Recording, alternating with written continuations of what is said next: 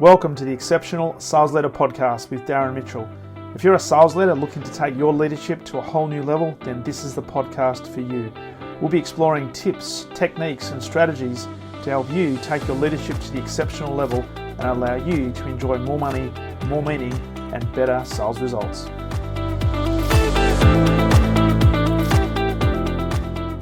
Welcome back to the Exceptional Sales Leader Podcast, and welcome back for the second episode. We're just reminiscing. April 2024 was the first time this wonderful human was on. Anna Glynn, welcome back to the Exceptional Sales Leader Podcast.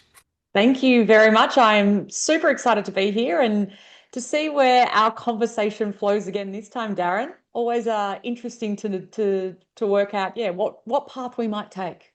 Totally. And just for people's benefit, if they haven't plugged into the episode that you did with me in April 2024, and it would be remiss of me, I should have actually brought up the number of what it was. And for some reason, I don't even have the almanac, but it was April the 3rd, 2024, and it was Strong Sales Leadership with Anna Glynn. So we were talking about mindset, tool set, skill set. We're talking about your book, which is going great guns, called Strong. And today we're going to talk about a very important topic, a very topical topic of artificial intelligence, or AI, as it's commonly known. But before we jump into that, for the benefit of the listeners who perhaps haven't caught up with that previous episode, and we must say they need to, just a little bit about your background and what you do and who you help. Thank you. Well, for those that aren't yet across the work that I do, and hopefully I get that opportunity to share that more with you, if it's in the podcast or with the book. But a lot of my work focuses around what are those key foundations that we need to be engaged in our work, but also perform at our best and also feel good and function well at the same time. So I've done a lot of research looking at what are kind of those key elements that help us achieve those things. And they narrowed down to basically these three groupings, which, kind of flow off the tongue, where we look at what are the skills that we actually need, what are the tools that we need, and also what's the mindset that we need to be at our best. So part of each of those, pillars, what's included is actually 8 elements. And these are what I call the strong elements, which is the name of the book. But Darren, you might be surprised, or maybe not, to know that it's actually been extended. So it's now the stronger model. Stronger. And yeah, the reason why we've added the ER actually relates a little bit to what we're going to be talking about around kind of why these particular elements are so much more important now that we're in this AI enhanced world. Nice. And I've got to ask the question, what's the E and the R at the end of strong going to represent? Oh, I thought you'd never ask.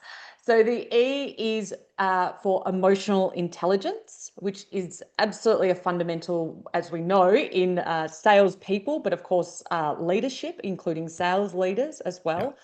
But again, even more so in this AI world.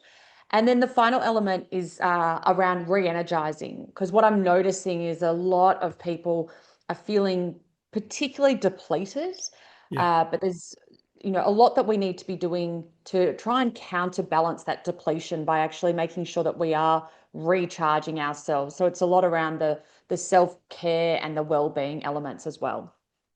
Which is a fascinating topic. And I mean, we just talked about our shared interest in the Melbourne Football Club beforehand, and how their culture has been evolving and, having a foundation of self-care, love, and love for their teammates and so forth. And talking to leaders, it's one thing that a lot of leaders, for whatever reason, don't spend enough time on, or they neglect because they're always focused on the doing, not necessarily giving themselves time to think about the being and to re-energize, to reflect, to reload, if you like, into the next conversation or the next week.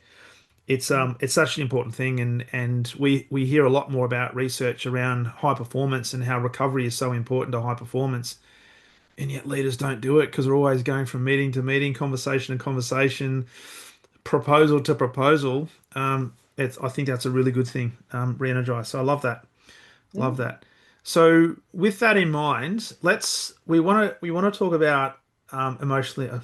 We're going to talk about emotional intelligence, artificial intelligence, or AI. And you've got a really interesting take on this, and obviously there's some research you're doing and some work you're doing with your clients. So let's talk about this because I talk to a lot of people around AI and how AI seems to be taking over a lot of organizations, and some people are quite afraid of it. Others are kind of embracing it. And then there seems to be a whole lot of other people that's sitting in the middle, not knowing what this thing's going to mean for us. So, as an overarching concept, what's your, I guess, macro view of AI right now as we sit in 2025? Mm. I think, and I agree with all the points you've just mentioned. And I think we're at this really interesting kind of crossroads with where people are at. There are either people that are embracing it, as you said, or there's those people that are sort of fearing it and maybe stuck even in, haven't even looked at it as well. And we can get to that and why that's the case. But I think, definitely what we need to be looking at is yes, the risks that are involved in something like AI. There is going to be those risks and threats that we need to be aware of. But the conversation that doesn't seem to be being had enough is the one around the opportunity. Mm, Now, I'm not just talking about efficiencies and capacity and time gain. Like, yes, that is a big part of it. But there's actually this much bigger part that AI offers us. And that's actually around what do we do with the capacity that this AI creates for us? And mm, how can we actually use that to do maybe more meaningful, more high value work? So, all those things that we know are really important, but perhaps we don't actually ever get to. So, there is a huge opportunity for us to be looking at AI around how it's going to actually transform, yes, our workplaces, but also our work. And mm, of course, if it's going to have that impact on our work, we're going to have to start to think a bit about, well, what pieces will AI do? What bits will we do? And hopefully, it's all the really interesting human stuff, and we let AI take over all the boring, mundane stuff. But also, then there's that discussion around, well, what skills do we need to do that work as well? And that's why this really isn't just a tech transformation, it's actually a human one. mm. I love that. I love that sentence you just used there. The fact that it's not so much a tech shift, but it's a people transformation. One of the things that I've seen a lot of leaders look at, and sometimes a lot of businesses, they look at AI as a supplementation of what they do, but some of them are looking at as a replacement of what they do. And one of the dangers that I see is that as humans, we give too much emphasis or too much credibility to the AI without training it to actually be like us, or training it in terms of that I want them to what is it that I want it to do. And almost whatever AI gives us, we take as gospel. Oh, it must be true because it's gone to a massive data bank and delivered us this information. But AI can't necessarily demonstrate resilience. It can't be emotionally intelligent. It's just information. Mm. And if we give in to that, then it will be a tech shift and we potentially will lose our human differentiation. Mm.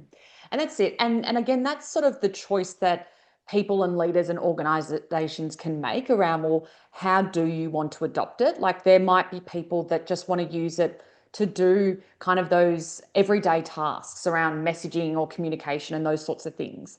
But there'll be other groups, and there's certainly the ones I'm talking to, who want to use it as that opportunity to transform Yeah. and transform the value they deliver to clients and yeah, what those roles also look like. It is the choice of the organization to make around which sort of path they want to go down, but they also need to understand the risks that are involved if they kind of don't deliver what their clients then expect as well. Mm, Um, to your point, that's where I see a lot of those skills that you just mentioned becoming increasingly important in this world. They are the things that AI will never be able to do. And so they are the things that we really need to focus on as humans because it will do things faster and better than us. And we shouldn't try and compete. That's probably a fool's game. But let's think about, well, what are all these amazing human things that I come with? What are my strengths in that human skill space? Yeah. And how can I really focus on those and make sure that I've developed them as much as possible? So with that, what are some of the, I guess, challenges your clients are facing right now in terms of adapting or adopting this technology? Because there's just so much information out there. Almost every second day, there's a new startup that is using AI as a foundation to change the way we live and work. And I've got to say, it's a bit of hype, and there's obviously truth to elements of it, but what are some of the challenges that your clients are grappling with in terms of maintaining relevance, but really tapping into the human side as a differentiation, not necessarily just the technical side? Yeah. Well, it's something I talk to people about every day. I say to them, my gosh, how do you even start to navigate around the choice that is available today? And exactly as you said, Darren, by Christmas, my gosh, like, can you imagine how many, different providers there's going to be? Everyone is jumping on this AI bandwagon. I think the first thing that is most critical for groups to be doing, again, it's taking that more strategic approach, is thinking about, well, what's the work we do? What's the work we want to do going forward? And how can AI support us in that? So that's before you even start to think about the tools per se. It's Hmm. actually, taking it up a level and actually thinking about the work and where AI might actually be the best solution. And again, thinking about, well, what will humans do in this world as well? So I think before we even start to think about use cases of where or what tool's going to fit best, we're going to have that chat. But also what I'm saying to groups is, you know, just start now and start somewhere and start just dabbling with it. That's going to help actually build the confidence of your people around what the tools can do.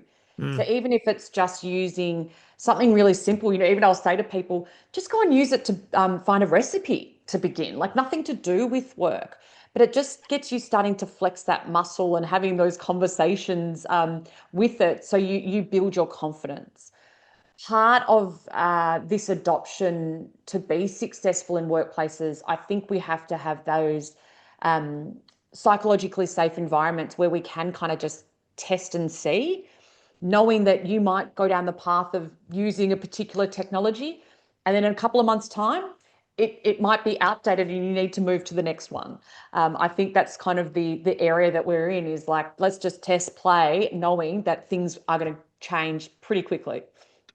And that comes into a human element that we need to have adaptability and flexibility and partly resilience, right? Because with a huge amount of change, and I just think of like my parents-in-law and my mother, approaching, and my parents-in-law are in their 80s, my mum's nearly 80, thinking, wow, like they've seen so much technology changed over their lifetime, but nothing in terms of what they've experienced over the last 5 years. And some are embracing it, a lot are not, saying, no, no, I'm not gonna do that. I'm not even gonna use internet banking as an example. Mm. So having the ability to leverage and tap in and explore the availability of the technology without giving into it completely, right? But testing it and knowing and just getting educated, I think will set ourselves up for a lot more positive, optimistic, and hopefully successful future because we'll know how to use it for us. Mm, that's it. And I think there'll be people that are slower adopters. There's going to be people that are, faster to adopt. And then there might be this group of people, and maybe they won't ever, have to fully embrace it, and that's fine. But I think if we're talking about, workplaces, and even if we're starting to look at, the next generation, like they absolutely have to get on board with this and be able to learn, because they're the people we want to recruit, right? So Mm. if we're thinking about, well, who do we want in our organizations going forward? Well, we're going to want people that know how to use these tools. And even today, that's what I'm suggesting to people, is make sure that you are starting to think about hiring people that perhaps can support you in this as well, around how you might best adopt these tools. That's Yeah. going to be a great skill set. Well, it's interesting also as you're talking, I'm just thinking there are a lot of companies and certainly educational institutions that are, I don't know whether the word is black banning, but not. not or putting rules in place to not use AI because they feel as if we're losing the human interaction. It means that we're doing less thinking. Um, it's easy then to type into ChatGPT, for example, hey, write me an essay on this topic, and that's my submission, and how good am I? I should get an A. But I think they're missing the point. I think Mm, it's looking at how we can train it, how do we mm, interrogate it, but how do we do those tasks that mean time is now released for us to do more meaningful tasks to add more value in what we create and what we deliver in terms of to mm, our customers. Are absolutely. you seeing in the work that you're doing any challenges around that in terms of people either putting in rules or making it harder to get access to things like AI? Because, for example, some companies ban Facebook, some companies ban TikTok and YouTube and all these probity rules and stuff like that. But what's your take on that? Or what are you seeing? I've had some really interesting conversations with people. If we start with the education sector, so I know that there are schools that are banning it and saying you cannot use AI as part of your homework or learning. I think that's really closed-minded and really Mm, fixed mindset, if you will, because are you setting those children up for success when they're going to have to enter the workforce that's going to expect them to know how to use it? So I think that's a real failure if you're not going to be actually supporting students to use it when this is going to become absolutely commonplace. mm, The same thing or similar questions are also asked around universities and how they are preparing their students to enter the workforce with this. We need to start thinking a bit more broadly about how do we use it as a tool to support learning, not replace learning. So I think there's a lot of commentary out there around, oh, yeah, we can just go use it to create an essay. Yes, we can. Just like we can use a calculator to calculate maths problems. It doesn't mean that we're getting dumber. We actually use it as a supporting tool. So we yeah. kind of need to think about AI in the same way around, are we supporting our students to use it in the right way? So yes, if you're going to put in a very simple prompt and you're going to get an essay back and you're going to submit that, that's not going to be, supporting your growth and development. But if you're taught how to use it as a, strategic partner or a coach or a teaching assistant, Mm, then we know that it can actually help make you smarter or grow or develop you. And there are studies being done, around many other organizations highlighting those examples. But of course, what we hear and we read about is the negative angle, that it's making us actually, dumber. yeah. Which it could if we give into it. But if we use it as a supplement of what we do and use it as a coach, as a mentor, but train it, Mm, you can actually get really efficient time gains and mm, productivity gains through using that technology. I was just reflecting, I was talking to a guy this morning from the States, and he runs a PR agency for small to medium businesses, and he uses AI to create press releases, but he just doesn't say, write me this press release, bang, and it gets submitted because he said something like 97% of press releases that are done never really hit the mark. What he does is he has a framework that he uses and he gets it to start it, then he interrogates it, right? mm, Every element. So do this, change it. So you don't have to think yourself because it taps into, I guess, the huge data banks and creates the language mm, that it can actually now be a lot more targeted. So and through that process, you have to know your topics. You have to understand stuff. I mean, for example, one of the challenges I've had in relation to using AI is I say to people, okay, you can use AI to create a pitch. You can use AI to create your unique value proposition. But at some point, you then have to have a human to human conversation and be able to articulate that. And you don't want to articulate it to the point where it sounds like you're just remembering words. You need to know it. So, whatever AI provides you, you're the human that's providing that input. It's not the other way around that's giving you the input. If that makes sense. Oh, absolutely. And I call that like human in the loop, right? So that's it. It's only going to get us, 80% of the way. There are going to be things that it supports us with. And exactly to your point, Darren, It's not about building from artificial intelligence. I actually start to talk to people about how do you build a knowledge base within the artificial world that you're using, where it's actually building from your knowledge, Mm. exactly as you said. So it's coming up with your ideas and your IP and all those sorts of things. And it might get you 80% of the way there, but we're always going to have that human touch. I think those examples you provided are spot on.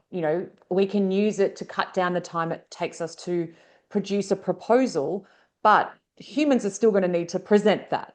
Yep. We're going to have to be able to, read the nuance in the room or know when things aren't going well with the client or the prospect, and we have to, shift gears, or we're going to pick up on those little emotional cues that something isn't right, and it's going to encourage us to ask a question or pause. So it absolutely can support us again in a lot of that maybe mundane work or the CRM work we have to do, or the proposals, or the all the other admin. But that will free us up time to do more of the human stuff, the high value stuff. And I really like that because as we're exploring this, I think back to the days in the late, well, I was going to say the late 90s when I was doing proposals. Yeah, the late 90s, but all the early 2000s when I was running sales teams and having to do pitches, having to create responses to tenders, and particularly things like executive summaries. And the amount of, I guess, mental effort and collaboration effort that it took to create a compelling proposal that now AI can do it in a fraction of the time, which gives us more time to now think about how do we build the narrative, how do we build the emotions behind that, how do we actually build the clear differentiation of what our solution is going to do for this customer, rather than just typing words into a document. Mm. Well, imagine like you've just been with a client, you've pitched something, then on the car ride home, instead of just sitting there, you're actually, dictating into your phone your notes. And while you're sitting in traffic, it's actually coming up with the proposal. So by the time you get back to your desk, it's 80% done. And again, as you said, we're adding those final tweaks of things that it might have missed. Mm. And then we're able to give it back to the client, much more quickly. And it hasn't taken us, a couple of days to actually come up with it. So that's where we see those gains. That's where we see it, potentially delivering more value to the client at the end as well, which is the main thing to think about. And what's your thought on, because I'd like to delve into some of the human elements that you mentioned as part of the E&R in terms of stronger. Yeah. Um, and you know what? I had a phenomenal question I was about to ask you. It's just it was a phenomenal question, Anna. It really was. It was a phenomenal question. Well, maybe it was something like, well, where does emotional intelligence play into this, or something like that. Maybe it was along those lines. Well, I was going to delve into the emotional intelligence stuff, but it was almost like a question around, well, AI is here, Hmm. and it's something that we can't afford to ignore. We've got to embrace it. And if we embrace it for what it is, as a productivity tool, it's an augmentation of what we do, then it's not to be afraid. It's not to be, there's nothing to be afraid of necessarily. Now, having said that, there may be people in the world that say, you know what, we are really afraid because, like anything, in the hands of the wrong people, you like deep fakes and all that sort of stuff. It's that's something to be concerned about. I don't know. Yeah. It would have been a great question. And to dwell on that, like there are risks. Okay, I'm not even though I'm the forever optimist, I do, and I am very well aware of the risks of the tool, Hmm. but I think that the opportunity can outweigh those risks. So we still need to be safe in terms of our experimentation and adoption. But I think that we need to also focus on this opportunity, because when done well, these opportunities are huge. When not done well is when we're not going to get the real gains out of this transformation. That's right. And you talk about in your white paper the AI confidence curve, and Mm. there's an inflection point in there, and and I'll just quote, it says, not every team relates to AI in the same way, and some fear it, others tolerate it, but few fully leverage it. Mm. And the AI confidence curve maps how teams evolve from seeing AI as a foe to embracing it as a friend and a strategic partner. So, and we can talk about a few of the points there, but how did that come about? How did you, based on your research, I mean, the foe versus the friend, the functionality, and because the thing is, and this might have been the question I was going to ask you, is that hey, AI is here to stay, and we can't put our heads in the sand and think, well, it's not going to be here because AI has been around for a number of years. We just haven't known it as AI, right? Mm. So it's something that we have to embrace and not fear. Mm. But in terms of the confidence curve, what are some of the key points that you found that I guess leaders and organizations need to tap into and understand so that they're moving towards more of it being a friend than a foe? Yeah, absolutely. So I guess this is through discussions I've been having, trying to work out where people are sitting when it comes to AI. And, the starting block or where, some people are is very much sitting in that fear or that foe zone where, we think about AI as kind of that threat. Now, unfortunately, there are a lot of people still sitting there. So, we'll talk through how we kind of build people up. But the next stage is kind of that familiar stage where people are dabbling with it. They might be using it kind of every couple of days, helping them kind of tweak emails, sound like better communicators, all those sorts of use cases. So it's a familiar tool. They're using it, but they're not kind of leveraging as much as they could be. Then what happens at that point is once they've become familiar, um, where we actually see people really embrace AI is where it starts to actually become something that enhances them, not replaces them. So it actually helps them do their jobs better. So this isn't just that productivity gain, it's where they start to think about what's the work that they want to be doing to get to that sort of level, it does take that mindset shift. So that is where Mm, we move our mindset from not thinking about it as a threat. We start thinking about it as that strategic partner. This can become your greatest asset. It can become another employee in your team or in your own little practice or world. And it actually helps enhance you. What we also need to be thinking about and being strategic about here, and we've spoken about it earlier, is well, what functions is it going to take over? But what's the work that you're going to do? mm, And what's that human work? And what are the skills required? And that's where people really start to get those performance outcomes is when they focus on the things that AI can't. And that is a mm. lot of our human strengths. So that's where that emotional intelligence piece fits in as well. But they're the things that we need to develop. Now, just because they're human strengths, sometimes people think, oh, well, they just naturally come to me because I'm human. But we know that's not always the case. So there actually needs to be investment in those skills as well. That's what takes us kind of from foe to friend and where we really can leverage those incredible benefits from AI. And so we talk about some of those in terms of what people can do that AI can't, such Mhm. as the judgment, the creativity, showing empathy and emotional intelligence, which is all Mm. the stuff that us as coaches and as leaders in organizations should be actually working on and demonstrating on a regular basis because that is the differentiation. So it's amazing how many people in businesses don't have a high level of emotional intelligence, although they think they do. Mm. Um, Mm. things like empathy and creativity and just being of sound mind to make good judgments. It's interesting how many people just make decisions based on emotion, how they feel, right? Mm. So using AI to do a lot of the stuff that perhaps we've done in the past Mm. that now gives us more time to really hone in on what are those human characteristics and skill sets that we can really enhance to make us more marketable in the Mm. in the business in the industry, but also more attractive to others as well. Mm. And also better humans as well. Okay. Well, yes, we can't forget that. We've got to be good humans. It Yeah. goes Yeah. without saying, doesn't Yeah. it? Yeah. But that I mean, you can see why I'm so excited by this transformation because, as you said, Darren, these are things that we have been talking about for years, and everyone, classifies. Actually, that's wrong. I shouldn't say everyone. a lot of people classify them as the soft skills, right? Oh, we don't need that. That's the soft stuff. That's the touchy-feely stuff. Well, guess what? Now these are actually your differentiators from AI. Mm, These are what I'm calling now your performance multipliers, because these are the things that are actually going to help you stand out.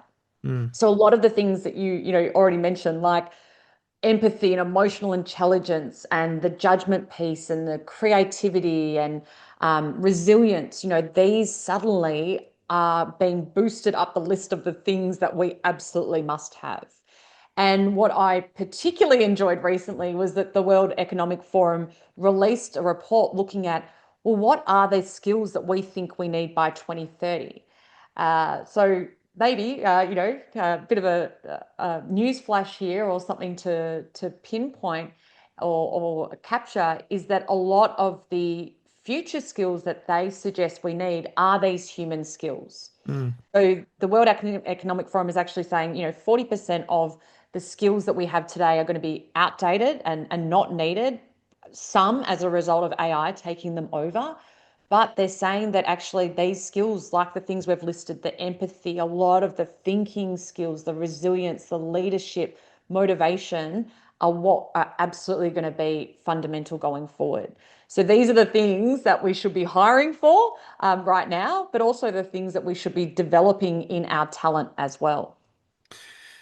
which then begs an interesting question. If we have lazy leaders who are defaulting to things like AI to give them information, to write the proposals, and we can't bring the human element into it because at the end of the day, whether we're selling a widget, a service, whether we're selling a book, a mobile phone, whatever, people want to do business with people. Mm, So the thing that people need to understand is that AI will not necessarily replace people from a mm, selling perspective. There mm, might be certain elements of the sales process that might be taken over by AI because it makes sense. But ultimately, people still want to do business with people, mm, and so we want to make sure that we continue to build those skill sets. So, am I a good human? Can I actually have a conversation with another human being? mm, My concern with all the technology that's out there is, particularly the next generation, is that because they spend so much time on these devices, they lose I guess, the differentiation or the ability to have a meaningful conversation with another human being. Now, mm, case in point, my two daughters, 25 and 22, they are both, I mean, they're quite sociable type people, but they would rather talk to a device and send a message than actually make a phone call, go and see somebody, right? Now, they're getting better at that, but I also get concerned with the generation coming behind them in terms of they're actually not having conversations like we're having. They're talking into a phone or they're just typing. So, mm, are we going to be building a next generation of people who have lost the art? And is the human side now the next wave, if you like, of the next evolution? mm. I share similar fears, Darren, and I have a 2-year-old as well. And I guess that comes back to the question that I have is whose responsibility is that? Whose responsibility is it to make sure that the next generation do have these human skills? And that comes back to the conversation we had about the education sector. So, what skills are they focusing on that they're teaching, in the primary and secondary school setting? But also, what are our universities or our TAFEs or other education providers also focused on? So that's a Mm, big question, right? Because as you said, this is what we expect in the organization and our workplaces. So whose role is it to teach that? So mm, again, I think there's going to have to be a huge overhaul in the typical skills that we teach, at school. There's going to be things that we absolutely will not need, but perhaps there has to be this realignment back to, well, this is what we're saying are the future skills. So mm, the education sector absolutely has a role to play. I think as parents, we have a role to play in that.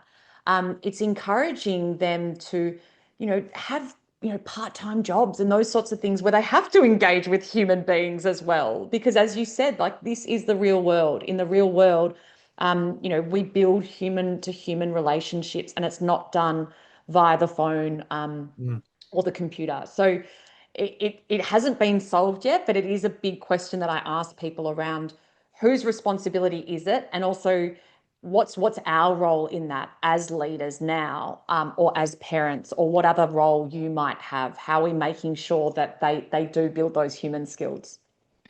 Which then begs the question, because I know you do a lot of work with corporates, and I look at a lot of corporates, particularly the bigger ones, that they say they're very human centric. They say they're very much connected to the customer. Everything they do is for the better experience of our customers. And yet, when you look at the processes and the ease of which to do business with them, um, it's almost like, well, that's just the throwaway line because you make it really difficult to talk to a human being. You force me to go down into a website to self-serve sort of stuff. You force me to talk to a bot, which is not actually a real human being. How is that? How is that customer centric, and how is that helping to build great customer experiences? So I get that they're trying to use the technology, and they think, well, this is all about efficiency, but they're forgetting that people at the end of the day want to do business with people. Mm, Now, from my own experience, I was trying to get access to the bank the other day because my bank, and I'll just name them, Westpac, sent me a letter to say, well, my business account, they're going to change the number of free transactions you have on your account from the 1st of September. And it's going from like 25 free transactions to five. And I'm thinking, really? There's a lot more than that. I'll do a lot more transactions than five. What's going on? So I called them. But it took me like literally half an hour to find a number mm, on their website. I could not get access to it. And then when I finally got through to somebody, they had no idea about the letter that was sent out. So they then put me on hold for 20 minutes to try and find the information. All the while I'm getting frustrated because I had another appointment to get to. And then when they eventually came back and they said, well, actually, the transactions relate to any human assisted transactions. That is telephone banking where you need to talk to somebody to help, or you go into a branch. So if there's mm, any transaction that involves a human being from the bank, that's considered a chargeable, and you only get mm, five of those free per month rather than 25. And I said to them, well, why wouldn't you tell me that in the information? How is that customer centric? So they would have been using some form of AI to write all of that, but none of it was human interaction and none of it was geared around the customer experience. mm. Yeah. And I mean, it's unfortunate that you had to go through that. I think there's a couple of things there. Like, my hope is that the technology is going to get better, right? And I've seen people test having, an agent ring on their behalf a prospect. And also, there've been instances where they've rung themselves and had a sales conversation, and it has completely blown them away in terms of the level that that robot is at when you build it with your knowledge, right? So, Yes.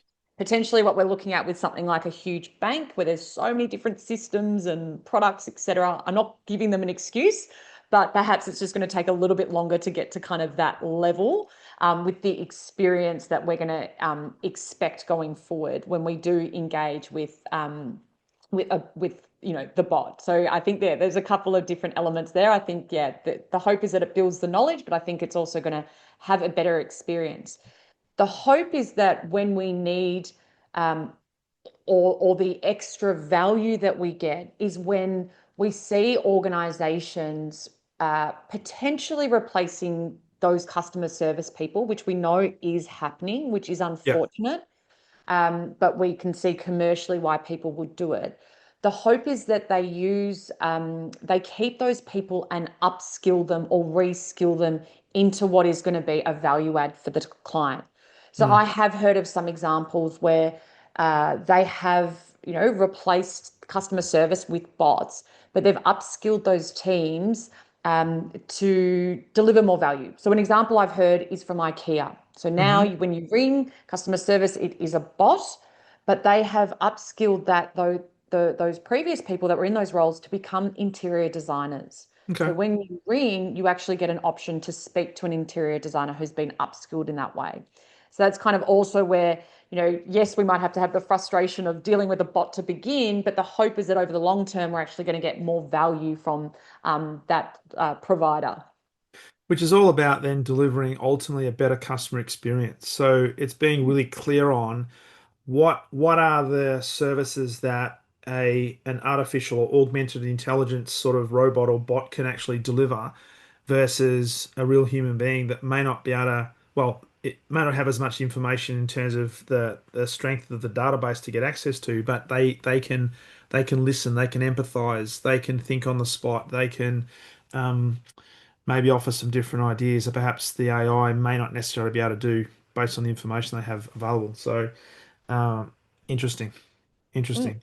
Because I think there's a mm, lot of people out there that are really afraid of what's it going to mean for me? Am I in the wrong profession? And for example, there's I've spoken to a few people in the legal profession who are quite concerned about the AI revolution in terms of what it might mean for legal mm, documentation or legal advice and things like that. So it's yeah, I mean it's I guess the thing we have to understand is it's not going away. If anything, it's mm, going to continue to infiltrate everything we do. But as you rightly say, think about how do we make this as a friend and not discard it as a foe or just no, I'm not going to mm, talk about it. mm. And I think again, those fears are normal for people to be experiencing when you're thinking about what does the future look like, and I certainly have those as well. I think the smartest thing that we can all be doing is thinking about, well, we know where AI is heading. We know what it will do better than us because it can outperform us in certain areas. So if I'm in a role where it can take over some aspects of my role, start to think more strategically about what does your role look like? What's the stuff that it can't do? Mm, We should already be thinking that way. Like if you're in a role where people, are starting to fear, start being a bit strategic. Start asking questions of your leaders. And I'm also having the same conversations with leaders saying, this is how your people are feeling. So start having open conversations. mm, It's not about, the fact that, roles might go and sparking fear within people, but it's actually being open and transparent and saying, yeah, absolutely, things are going to change.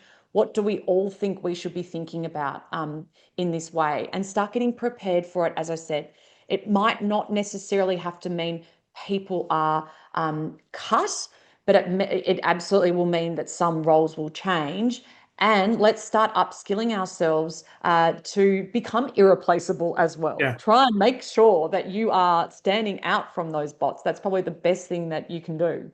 Which is to my next point, because we'll talk about some next steps, but going back to, I guess, your book and those three core elements around mindset, skill set, tool set. So getting ready to embrace this world, knowing that we can't change it, it's no use resisting it, it's going to come. It's like the people who were making those horse-drawn carts back in the day, and Henry Ford came in and said, "Well, I've got this new thing called an automobile." And they said, "No, no, no, we just want a faster horse." So Not going to change work. change is here, change is coming. Um, so the three essential elements then, just talk us through a little bit about your thoughts. Obviously, you've written the book and so forth, but the research Mm, might have continued since then, and it has because you've added E&R to the end of it. Um, in the AI world that we're now in, and as you look forward beyond 25 and beyond, just some thoughts around each of these three elements: the mindset, the toolkit, tool set, and the skill set that leaders mm. in particular can focus in on to be better prepared and embrace the change that's happening, not resist the change that's happening. That's it. That's it. And I think the first part of that has to come back down to mindset. So as we said, there's a lot of fear around replacement. What does this mean for my job? And people get stuck in that, and it can spread, and people can ruminate, and it can lead to some awful scenarios. So the first thing that leaders need to help shift within their teams, and it might start with themselves, is moving away from kind of that fear and that risk. So not ignoring it, being across it Mm, and ways that it can be mitigated, but thinking about the opportunity. And obviously, a lot of that is what we've been talking about. What opportunity does this provide? Provides an awesome opportunity for us to be doing more fulfilling, more satisfying, more engaging, more high value work, which is probably all the stuff that we want to be doing, but we don't have time for. And that's what AI gives us. It gives us that time. So we need to change that mindset first and get people to be thinking about the opportunity. mm.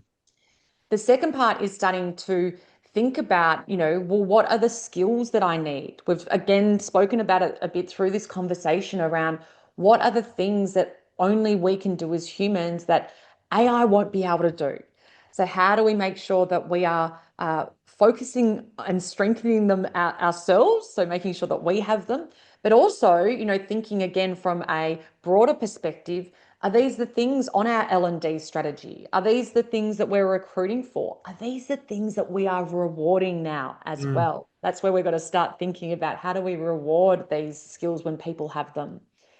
And then finally, there is going to be, the more tools to embrace. So yes, obviously AI as a tool, but also your tools are things like your relationships. So mm, again, we've spoken about the importance of that human to human connection. How are you making sure that you've got those really strong relationships? How are you making sure you've got, things like the resilience to be able to navigate this change? Also yourself and the people around you. How do you make sure that you're leveraging, your strengths as well in that space? And also things like your energy that we spoke about and your ability to feel good and function well. That's going to be really important whilst we navigate the change, but also we know that is super important just generally when we're talking about, sustainable high performance as well. yeah, So that's why these three things have always been critical, but I think now in today's world, they're absolutely fundamental. they are. And I mean, they're not difficult. And Mm-mm. the great thing about it is most of the stuff you've spoken about across those three things, they're age old. They're principles that have been around for years and years and years, and will probably continue to be around for years and years and years for as long as humans still inhabit this earth. Well, that's the hope. But Darren, I've always said that. I've said even though they're based on science, they're not rocket science, right? Interestingly, these are things that we kind of all intuitively know. They make sense to us. They feel right in our gut, but we don't do them. Okay, Yes. so that's the gap, right? We kind of all go, yeah, yeah, yeah, this makes sense. But there's that gap between knowledge and action. And Yeah. and that's what we've got to try and understand is, well, why don't we focus on these things? Why do we forget about them? Why don't we reward them? Mm. And there's some of the questions that we need to, start to untangle with leaders and teams. Absolutely. And it almost feels then sometimes that there's all these distractions. It's the new shiny thing that's coming in, which means all of our attention's gone to that, and we lose sight of the fundamentals that have probably held us in really good stead for a number of years. That, oh, this is the new shiny thing, so all of our attention, and we lose focus on it, which just remind ourselves, hey, you got to have the right mindset, and that is a growth mindset. How do I use this as an opportunity to augment what we do, not to replace what we do? What are sort of the skill sets we need to develop, such as having better conversations, their thinking process, critical thinking, and things like that? Because AI might be able to give you some options, but you still have to interrogate that and say, well, does this make sense? Which is where your intelligence, emotional intelligence, comes into it, and then your tool set, right? The relationships you build, the differentiation, because no matter what happens with AI, we're still going to have humans that want to do business with human beings, right? So it means that we can probably have better, deeper, more meaningful relationships because we're now focused on the human elements, and all the other stuff that we often get caught up in the busyness of doing, that's taken care of by AI. So I look Mm, at this, for example, as a sales leader and think, right, there are a lot of organizations that have this massive burden placed upon the sales teams to keep up to date your CRM system. yeah, So how do we use AI to keep that up to date so that we tick all the compliance boxes, but it means you've got a salesperson who is actually being rewarded for doing what they should be doing in the first place, and that is having human conversations with their prospective customers and their existing customers, rather than spending time filling out stuff that's compliance for other people within the organization. AI can do that. yeah. Yeah. And that's where you almost get to a point of we can't use I don't have time as the excuse. So that's where, again, that question around, let's say at the moment we're seeing about a half a day capacity given back to people by using AI. My big question to people is, what are you using that time for? And at the moment, not a lot of people can answer that for me. They're like, No. oh, just more work. I'm like, no, no, no. We've got to be more strategic, be thinking about what's that higher value work, the stuff that we often don't get to, Mm, the proactive calls out to clients or prospects, or the well-being initiatives, or the one-on-ones that we want to have mm, with our team members around performance and feedback that we save up for once a year. Hey, if you're getting half a day back a week, we should now have time for all those high value pieces. What's really interesting, and Darren, I think you might know my philosophy around, everyone's in sales, because yeah. everyone, is selling something. What's interesting when I go into uh, workplaces or speak to people in roles who would absolutely say they are not in sales when we know they are, when I ask them what they're going to do with the capacity AI provides, a lot of it does focus on business growth. They'll say, well, Yes. we need to go and find new clients. So, interestingly, for your listeners, all of a sudden, sales is the thing that everyone wants to be focused on. Yeah. That is what they're suggesting are those high value moments. So, guess Mm, what? A lot of the sales leaders out there, that is what your teams are best at. So you might actually find there will be people coming to you going, yeah, how do we build more of these sales skills? Because mm. that's what we want our teams to be doing with that extra capacity. Absolutely. And that's where your differentiation separates you from your competitors because your competitors might be doing the old school stuff or not leveraging things like AI as effectively as they could be. Mm, So it's fascinating conversation. So Anna, with this, we'll kind of bring this into a close. Thinking about people that listen to this right now and thinking, okay, there's so much information. There's so many different tools out there around AI. Geez, it sounds like a lot of work. I'm so overwhelmed and I've got no capacity to do stuff right now. So we're thinking about, okay, what are some next steps? What are some things that people can, particularly leaders, can think about implementing in the mm, short to mid term to at least start to be prepared for, I mean, the wave of AI is already here, but to leverage what it is and really get in tune with how we can use this for good and not for evil. mm. Yes. Well, the first thing is like, please don't be overwhelmed. Help is available. But I think before we even start to get, caught up in all the tools and, the flashiness and the excitement of all these new things and all the promises that they have, let's get back to taking that macro view and being more strategic around what does work look like going forward? What's the work we want to do? Mm. Uh, what work will we do as humans, and what work can AI do? I think that's the first conversation that needs to be had with leaders and with teams, because then that helps us then work out, well, what are the skills that we need? What do we need our people to be skilled in to do that work? And then we start to look at, well, what capabilities do we need AI to have to take Yeah. over that work that it's always going to do better than that?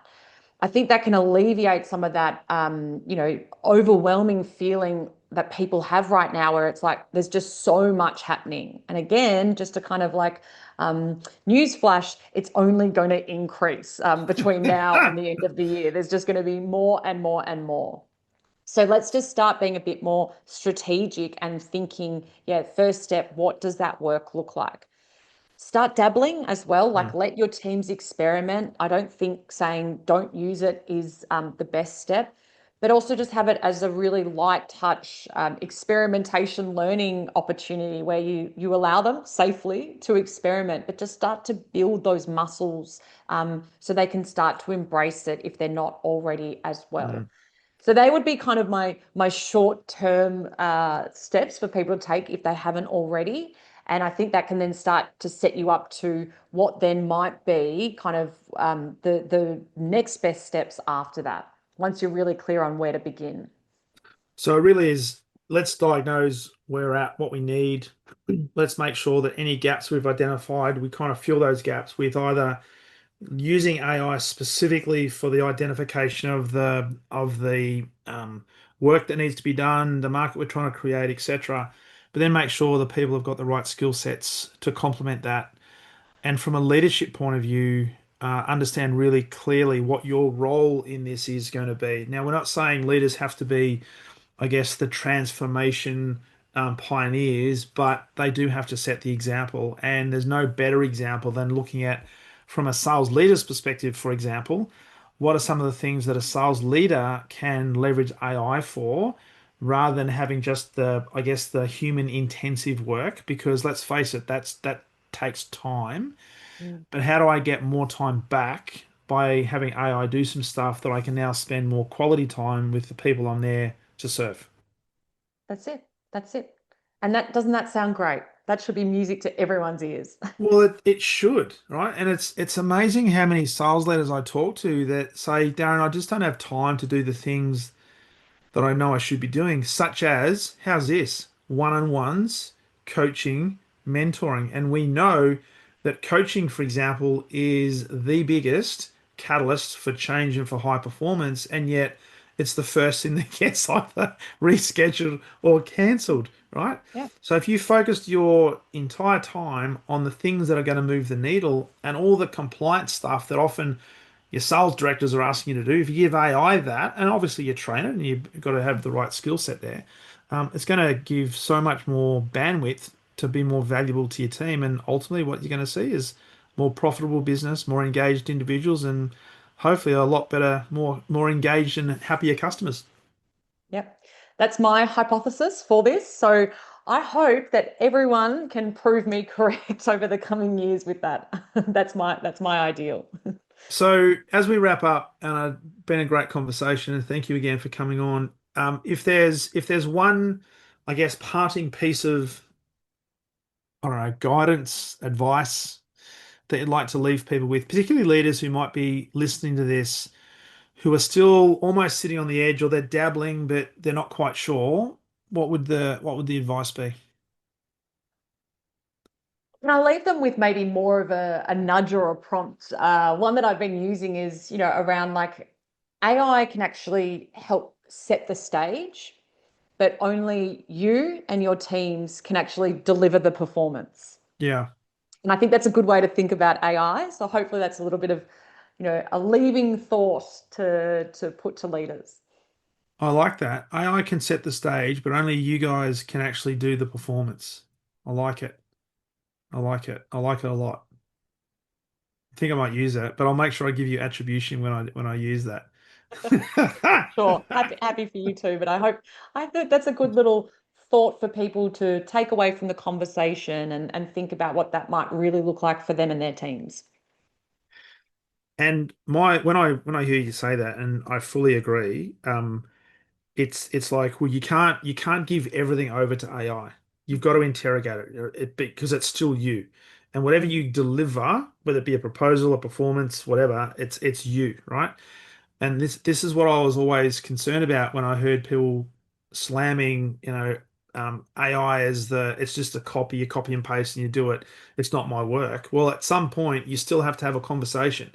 At some Yep. point, you're going to be asked a question by a human being, and if you put a proposal together, then that human being is going to expect you to have an answer to that question, which means you have to deliver the performance, which presupposes you need to understand the information that you send in the first place. So you Mm, need to know the script. You need to know the absolutely. narrative of the play, of the performance in order to deliver it. That's it. That's it. Beautiful. All right. So when people, and I know that people are going to want to get a copy of your book if they haven't Mhm. already, also connect with you and learn more about what you do. Where's the best place, Anna, for them to do that? I'd probably direct people to my website, which is annaglynn.com.au. There you can find information about my book. I also have a diagnostic that people can complete, which is free. It's quick and easy to do, but it can start to identify where you might be strong in some of these elements or where there might be some areas that you need to focus on as well. Also, what I have is a white paper that outlines a lot of this thinking that we've been talking about and these best next steps. So, for anyone that would love a copy, please just get in touch with me again via the website. You can find my details or LinkedIn, and I'd be more than happy to shoot that through. And as always, love to have conversations about any of this that we've discussed today with anyone that would like to as well. Awesome. It's been a great conversation, and I think it's very topical and it's only getting more and more topical. So, um, great work. Keep up the phenomenal work you're doing in the industry. I love the fact that we're connected and you're delivering so much value in the marketplace. So thank you for that, but also thank you for being another returning guest on the Exceptional Sales Leader podcast. Oh, thank you for having me, Darren. It's always enjoyable talking to you. Excellent. Thanks, Anna. Thank you.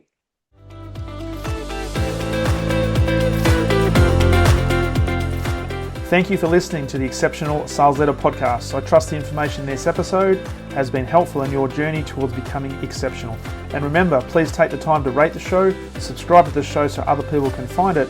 But also, if I can help you, jump on my calendar, go to leadwithdarren.com, and let's have a conversation about how I can help you along your journey to being exceptional.